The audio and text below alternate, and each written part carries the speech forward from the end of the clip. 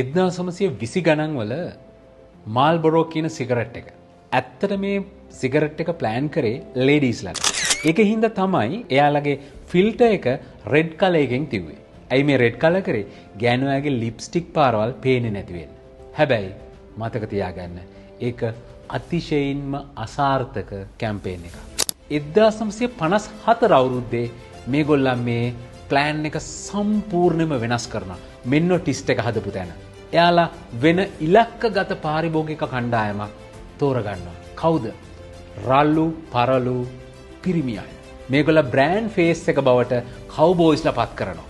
රීබ්‍රෑන්ඩින් එකක් කරනවා කවුබෝයිස්ලා භාවිතා කරලා. දන්නවද මොකද උනේ කියලා? ඒගොල්ලන්ගේ සේල් එක 300000කින් වැඩි වෙනවා. 300000කින්. අන්න ඒක තමයි මේ බ්‍රෑන්ඩින් වල තියෙන මැජික් එක.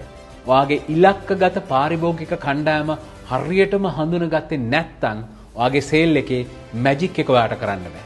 ඔයාගේ බ්‍රෑන්ඩ් එක ඔයාගේ ඉලක්කගත පාරිභෝගිකයන්ගේ හදවතට හරියටම ලං වෙන්නේ නැහැ. ඒ වැඩේ හරියටම අපිට කරන්න ඕන නම් අපි හරිම ඉලක්කගත පාරිභෝගික කණ්ඩායම අල්ලගන්න ඕනේ. ඒගොල්ලන්ගේ මනසේ ලස්සන චිත්‍රයක් අඳින්න ඕනේ.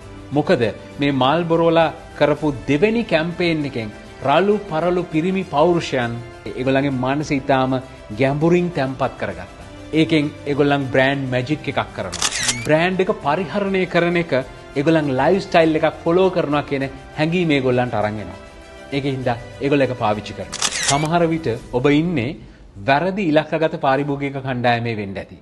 ඒකෙන් හින්දා ඇනලයිස් කරන්න, හිතන්න. ඔයාගේ නියම ඉලක්කගත පාරිභෝගික කණ්ඩායම නැවත හොයන්න. එතකොට ඔයාට ඔයාගේ සේල් එක 2-3 ගුණයකින් රොකට් එකක් වගේ වැඩි කරගන්න පුළුවන්.